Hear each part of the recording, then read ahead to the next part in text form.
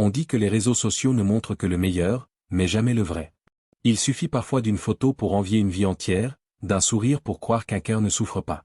Elle croyait que son ami avait tout, l'amour, les surprises, la passion, jusqu'au jour où elle a découvert que ce qu'elle admirait n'existait pas. Douala et Ebel étaient deux femmes que tout opposait, et que pourtant tout unissait. La vie les avait menées sur des chemins différents, mais leur amitié restait solide. Douala menait une existence simple. Son mari, Mukuri, était un homme discret, doux, parfois maladroit, mais profondément loyal. Il n'était pas du genre à offrir des bouquets de roses sans raison, ni à organiser des dîners surprises. Il aimait les gestes simples, préparer le repas quand il voyait Douala fatiguée, lui envoyer un message en plein après-midi juste pour savoir si elle allait bien. Cette simplicité lui suffisait. Du moins, Douala avait toujours cru qu'elle lui suffisait. À l'opposé, il y avait Ebel.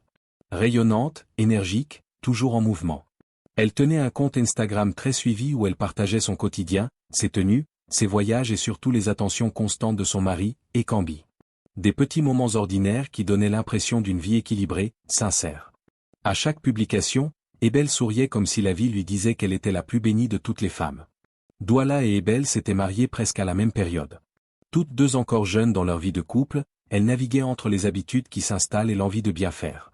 Douala, sans jamais le dire à voix haute, observait souvent la manière dont les autres couples vivaient leurs débuts. Pas par jalousie, plutôt par curiosité, comme beaucoup de jeunes mariés qui cherchent à savoir si elles font les choses bien.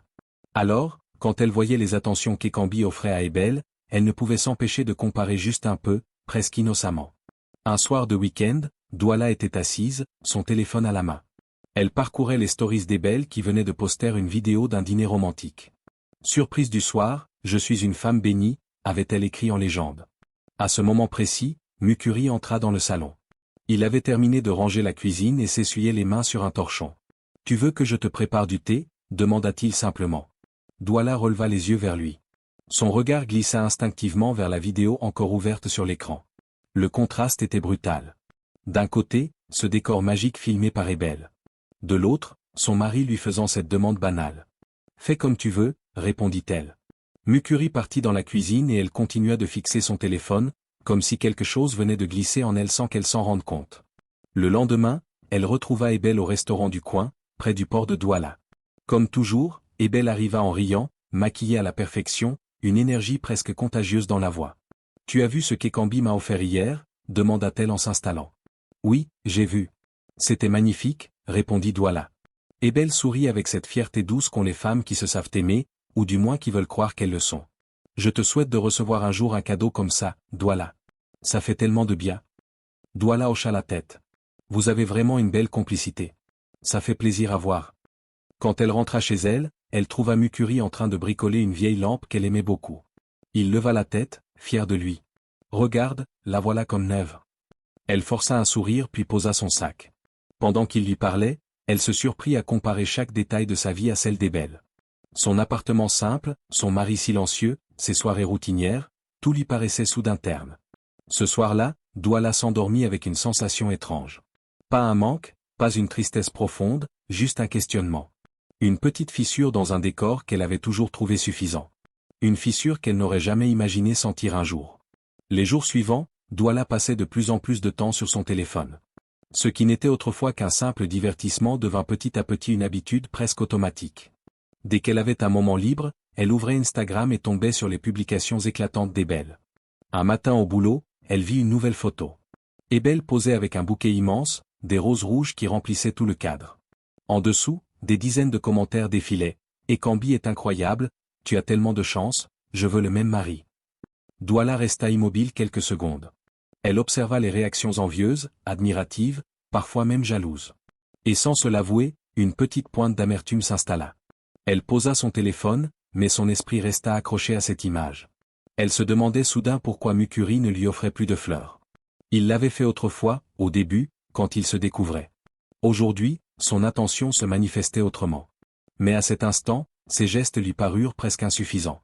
En rentrant chez elle, elle trouva Mukuri en train de préparer d'une dolée, un plat que Douala adorait. Il releva les yeux en entendant la porte. « Ah, tu rentres tôt aujourd'hui. J'ai pensé faire ton plat préféré. » « Merci, » répondit-elle, la voix étrangement distante. Mukuri sourit sans percevoir le changement dans son ton. Il continua de cuisiner pendant qu'elle allait s'asseoir au salon. Au dîner, Mucuri déposa l'assiette devant elle. J'ai ajouté un peu de miondo comme tu aimes. Elle hocha la tête, mais son regard semblait ailleurs. Tu sais, commença-t-elle doucement. Et Cambi a encore offert quelque chose à Ebel. Mucuri la regarda. Tant mieux pour elle. Non? Ils ont l'air heureux. Cette réponse simple et sincère la désarma. Le lendemain, elle retrouva Ebel pour une promenade rapide sur les berges du Wouri. Elle marchait côte à côte, mais Douala observait son ami différemment. Ebel parlait avec enthousiasme, racontant leur dernière sortie au restaurant. Il a tout organisé en cachette. Tu aurais vu la table, Douala. Des bougies partout, un musicien qui jouait juste derrière nous. C'était magique. C'est beau, répondit Douala, un sourire figé sur les lèvres. Et toi? Mucuri, il a préparé quelque chose récemment? Demanda Ebel avec curiosité. Douala hésita. Il m'a fait mon plat préféré hier soir. C'est déjà attentionné, fit Ebel d'un ton léger. Même si bon, une petite surprise de temps en temps, ça fait toujours plaisir. Ce commentaire resta dans l'esprit de Douala comme une petite écharde. Le soir venu, elle s'allongea dans le lit, incapable de trouver le sommeil. Les images d'Ebel, ses cadeaux, les soirées luxueuses se mélangeaient dans sa tête. À côté d'elle, Mucuri respirait calmement, épuisé par sa journée. Il lui tourna le dos comme il le faisait chaque nuit, par simple habitude. Ce geste, autrefois insignifiant, prit soudain une couleur différente, celle du manque d'attention. Une question la frappa au cœur, et si finalement elle n'était pas aussi heureuse qu'elle le croyait? Cette pensée l'empêcha de fermer les yeux. Les jours s'écoulaient, mais au lieu de s'apaiser, l'inconfort de Douala grandissait. Ce n'était plus un simple malaise silencieux.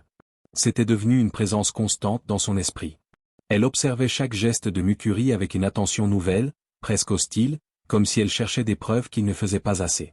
Ce jeudi-là, en rentrant du travail, elle trouva son mari assis sur le canapé, occupé à trier quelques factures. Il leva la tête avec un sourire tranquille. « Tu es rentré, mon cœur. J'ai pensé qu'on pourrait sortir manger quelque part demain soir. » Douala resta debout quelques secondes. « Et qu'est-ce qui t'a pris subitement » demanda-t-elle d'un ton sec. Mucuri hésita. « Je me suis dit que ça nous ferait du bien. On sort rarement. » Elle fit claquer sa langue, exaspérée, sans comprendre pourquoi. « Peut-être parce que tu ne planifies rien. Tu attends toujours que je dise quelque chose. Même Ebel reçoit plus de surprises que moi alors qu'elle ne demande rien. » Mucuri se sentit blessé par cette tirade lancée sans avertissement. « Douala, pourquoi tu me compares encore à eux ?»« Je ne te compare pas, je constate, » répondit-elle. « Tu te rends compte que je n'ai aucun souvenir récent d'un geste romantique de ta part? Même pas un petit cadeau, une soirée différente, rien. » Il posa les factures sur la table, le regard plus triste que contrarié. « Je pensais que nos habitudes te convenaient. Je pensais qu'être présent suffisait. »« Présent » répéta-t-elle, incrédule. « Être présent, ça veut dire quoi? S'asseoir ici tous les soirs en silence, faire les mêmes choses chaque semaine? On dirait un vieux couple de 50 ans. » Mucuri resta sans voix. Il la regardait comme si, soudain, il ne reconnaissait plus la femme en face de lui. Plus tard dans la soirée, quand il vint s'asseoir près d'elle sur le lit, Douala leva les yeux de son téléphone, déjà irrité sans qu'il ait dit un mot. « Tu veux quoi » demanda-t-elle. Il inspira profondément. « J'aimerais comprendre ce que tu attends de moi, Douala.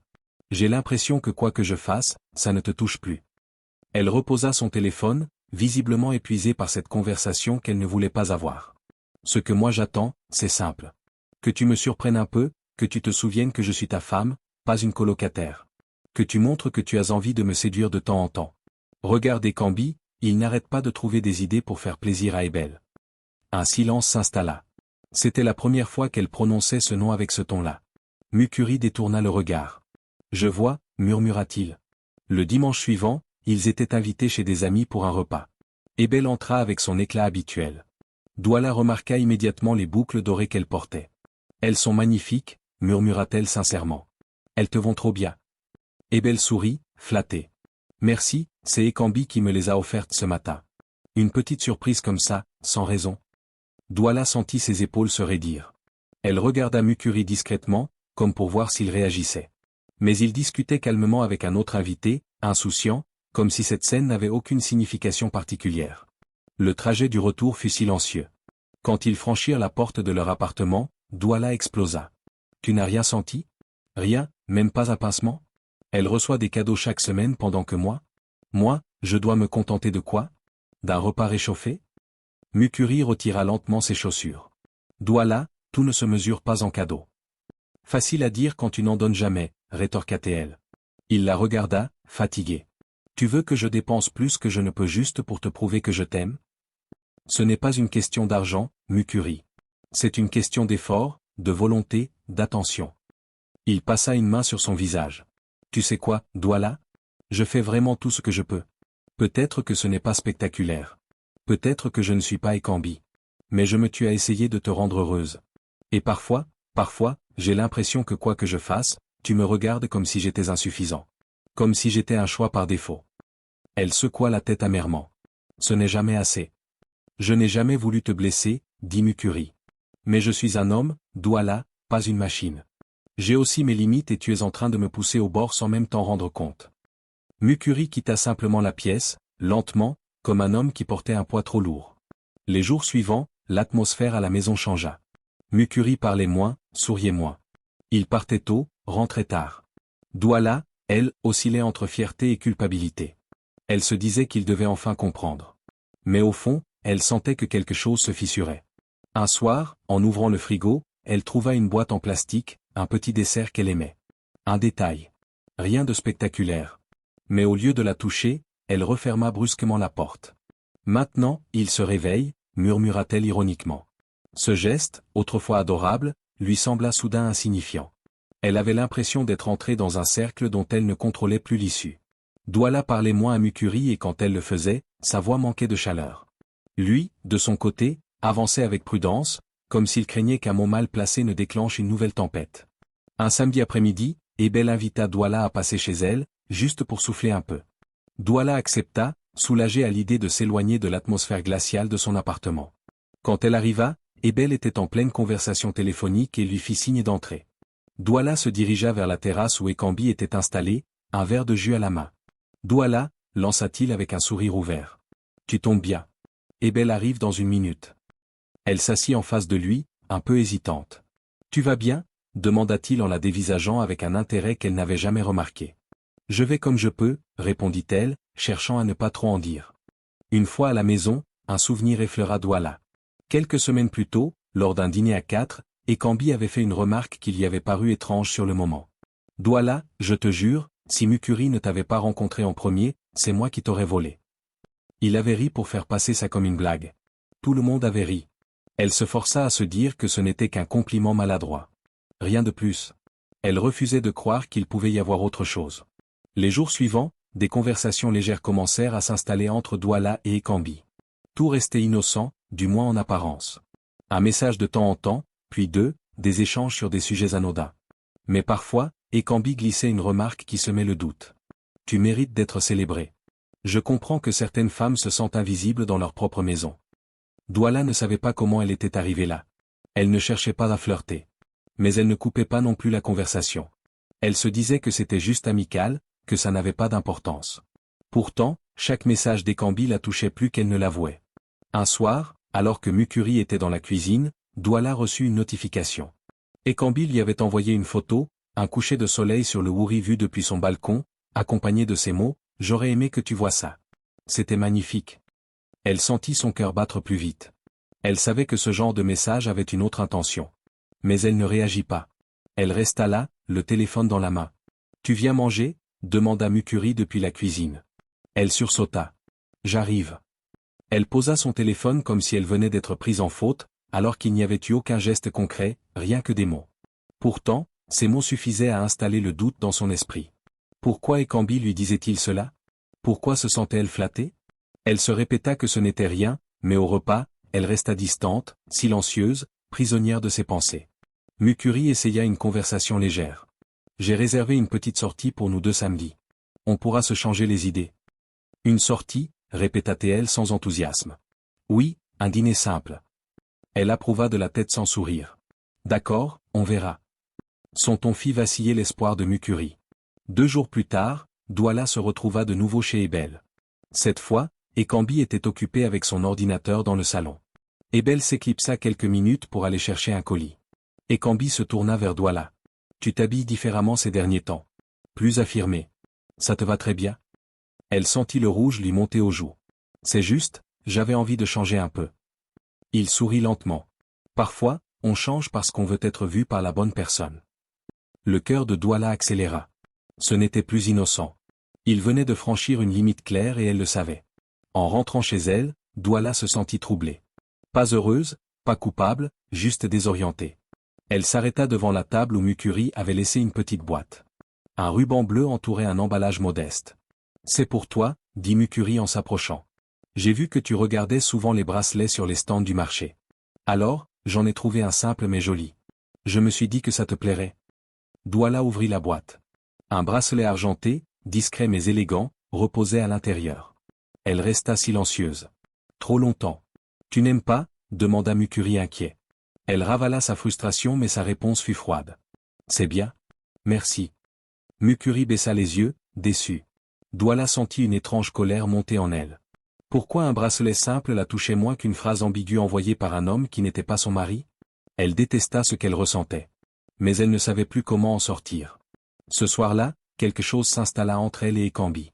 Un espace fragile mais réel où les limites commençaient à s'effacer. La semaine suivante, Douala ressentait une agitation intérieure qu'elle n'arrivait plus à cacher.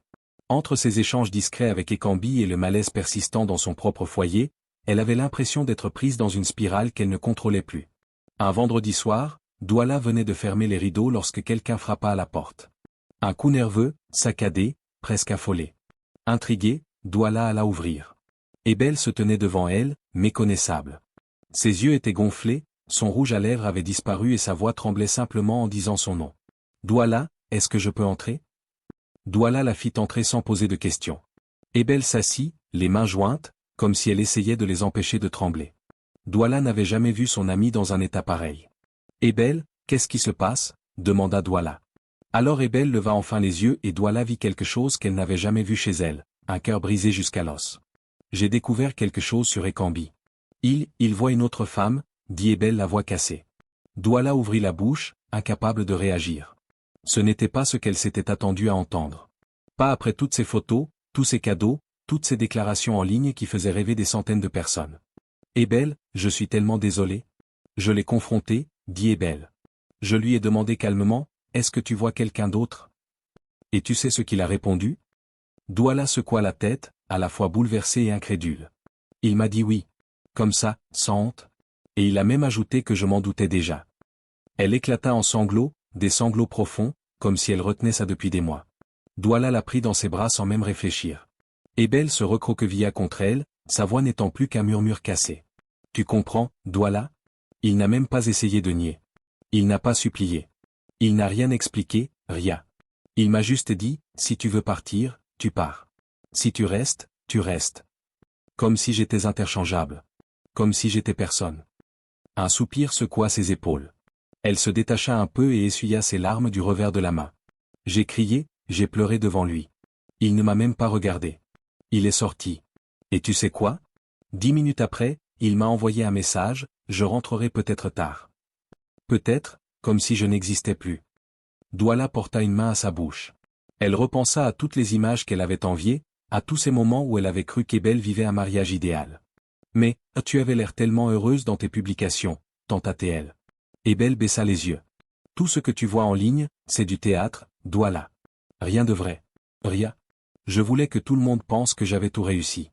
Je voulais me convaincre moi-même. Alors, je postais, je filmais.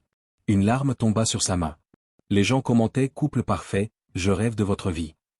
J'étais là à lire ça et je me disais que si je ne maintenais pas cette illusion, je n'aurais plus rien. Alors, j'ai continué. Elle posa une main sur son front, dépassée. J'ai même commencé à croire que c'était normal. Qu'un homme puisse aimer une femme et en fréquenter une autre. Qu'il suffisait d'un cadeau pour effacer la douleur. Douala sentit un poids immense tomber dans son ventre. Un mélange de honte, de regret et de lucidité brutale. « Ebel, pourquoi tu ne m'as jamais rien dit? J'aurais voulu savoir. J'aurais voulu être là. » « Tu n'as rien à te reprocher, répondit doucement Ebel. Je ne parlais à personne. J'avais trop peur d'être jugé. Parce que j'étais humilié. Et parce que je voulais que tu me regardes comme quelqu'un qui avait réussi sa vie. Je ne voulais pas que tu vois que je m'accrochais à un mariage qui me détruisait. Ebel poursuivit, les yeux brillants de douleur. Mais je ne vais nulle part. Douala écarquilla les yeux, déstabilisé. Tu vas rester avec lui? Oui, je vais rester. Je ne vais pas prendre mes affaires. Pour aller où? Chez qui? Pourquoi? Elle inspira longuement, comme si ce qu'elle allait dire lui coûtait plus que tout le reste. Tu sais Douala, j'ai peur. Pas seulement de le perdre lui, mais de me perdre moi. Ça fait tellement longtemps que je me bats pour que notre couple ressemble à quelque chose, que je ne sais même plus qui je suis sans lui. Elle détourna les yeux, honteuse. J'ai grandi dans une maison où on m'a toujours répété que les femmes fortes réparent, qu'elles tiennent un foyer même quand ça fait mal. Elle eut un sourire cassé. Et puis, j'ai connu un Ekambi différent. Tu sais, avant tout ça, il était fidèle, attentionné, drôle. Je crois que j'espère encore que cet homme-là existe quelque part. Que je peux le retrouver si je reste assez longtemps. Je ne reste pas par fierté, Douala. Je reste parce que je ne sais pas vivre autrement. Et parce qu'au fond, j'ai peur d'être seule avec mes failles. Elle avança légèrement la main comme pour demander du soutien. Douala, je suis perdu, blessé, mais je ne veux pas qu'on me dise de partir. Je veux juste vider mon cœur quelque part et je sais que tu ne me jugeras pas. Douala lui prit doucement la main, les yeux brillants d'émotion. Je ne te jugerai jamais. Ebel était soulagée, comme si ces mots lui retiraient un poids énorme de la poitrine. Merci, murmura-t-elle. Pendant un long moment, elles restèrent là, dans le silence. Et à cet instant précis, une vérité que Douala refusait de voir éclata en elle. Elle avait comparé son propre mariage à un mensonge et elle avait failli sacrifier son propre bonheur pour une illusion qui saignait en silence. La porte se referma doucement derrière Ebel. Douala resta immobile. Son esprit n'avait pas encore rattrapé ce qu'il venait d'apprendre. Et après tant de temps, elle ne pensa pas à Ebel ni à Ekambi, ni à leurs photos, ni à leurs cadeaux. Elle pensa à elle-même. À ce qu'elle avait fait. À ce qu'elle avait détruit sans s'en rendre compte. Elle repensa à toutes les fois où elle avait levé les yeux au ciel quand Mukuri parlait, à tous les soupirs, les reproches, les piques, les comparaisons, alors qu'en réalité, il faisait déjà ce qu'il savait faire, aimer. Elle se mit à pleurer sans bruit. Elle avait échangé la tranquillité de son propre foyer pour un mirage. Et ce murmure intérieur qu'elle avait refusé d'écouter jusque-là, tu es en train de perdre quelqu'un qui t'aime vraiment. Ce soir-là, Douala ne chercha pas son téléphone. Elle n'alla pas regarder les stories de quiconque. Elle resta dans ce silence pour regarder enfin sa vie sans filtre. Le lendemain, Douala se réveilla avant l'aube. Pas parce qu'elle avait bien dormi, mais parce qu'elle n'avait presque pas dormi du tout. Elle entendit la porte d'entrée s'ouvrir. Mukuri rentrait de son footing. Son pas était lent, presque hésitant. Quand il la vit debout près de la table, il s'arrêta net. « Tu es réveillé ?»« Tôt, » dit-il doucement. Douala essuya ses mains contre son pagne. « Je voulais te préparer quelque chose. » Il regarda la table, surpris. « Pour moi ?»« Oui. » Elle avait répondu trop vite. Le malaise retomba mais elle ne détourna pas le regard. « Merci, Douala. » Il s'assit, encore un peu méfiant, comme quelqu'un qui n'ose pas croire à un changement soudain. « Tout va bien, Douala ?»« Je pense qu'il est temps qu'on discute. »« Mukuri, je veux m'excuser. » Il cligna des yeux, surpris, presque inquiet. « Pourquoi ?» Elle inspira, cherchant ses mots. « Pour tout ce que j'ai dit. Pour la façon dont je t'ai traité.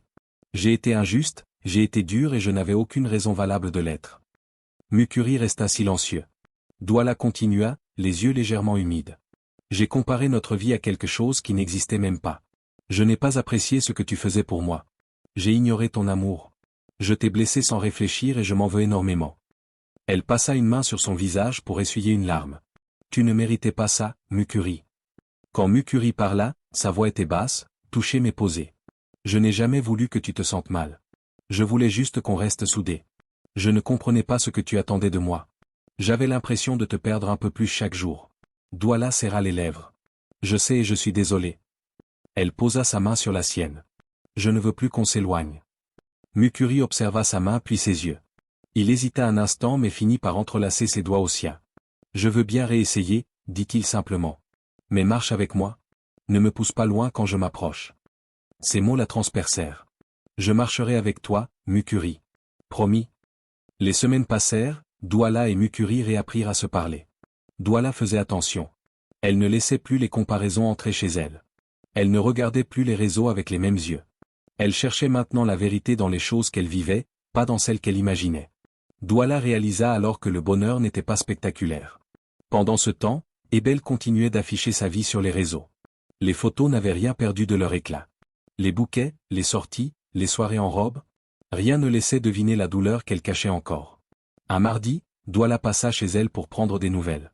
Ebel souriait, parfaitement apprêtée. Ekambi était dans le salon, la démarche assurée, le rire facile. Personne n'aurait imaginé leur crise récente. Quand Ekambi sortit, Ebel s'approcha de Douala. On a eu une longue discussion, dit-elle. On va essayer d'avancer. Je ne veux pas le perdre. Il est imparfait mais c'est mon mari. Elle détourna les yeux. Je ne sais pas si ça guérira totalement, mais je veux sauver ma maison. C'est ce qui compte. Douala hocha la tête. Elle comprenait. Elle ne jugeait pas. Et Belle reprit plus doucement. On ne montre jamais tout, Douala. Ce que tu vois là? Elle fit un geste vers la table où reposait un bouquet flamboyant. C'est juste ce que je laisse sortir. Le reste, je le garde pour moi. Douala posa une main sur son bras. Tant que tu es en paix avec ta décision, c'est le principal. Et Belle esquissa un sourire fragile. La paix, je la cherche encore, mais j'essaie. Et Douala sut que malgré la façade, malgré la douleur, Belle n'était pas prête à renoncer. C'était sa manière d'aimer, sa manière de tenir debout. Arrivée à la maison, Douala vit Mukuri dans la cuisine. Il leva la tête et lui sourit. Elle posa une main sur son torse. Merci de ne pas m'avoir lâché, dit-elle. Mukuri passa une main sur sa joue. Je t'aime, Douala, même quand c'est compliqué. Elle sourit. Moi aussi, je t'aime. Ce que les gens montrent n'est qu'une partie de leur vie, souvent la plus jolie. Le vrai se cache dans ce qu'ils ne disent pas. Ce qu'on affiche par fierté peut devenir une source d'amertume pour quelqu'un qui se sent oublié. Se mesurer aux autres peut faire perdre ce que l'on a, même quand ce que l'on possède est précieux. Chaque foyer a ses failles, ses épreuves et ses secrets. Les compliments d'un mari protègent sa femme des paroles douces des autres hommes. Merci d'avoir suivi cette histoire. N'oubliez pas de partager vos avis dans les commentaires. Abonne-toi et laisse un j'aime. On se retrouve mercredi prochain à 18h15 pour une nouvelle histoire.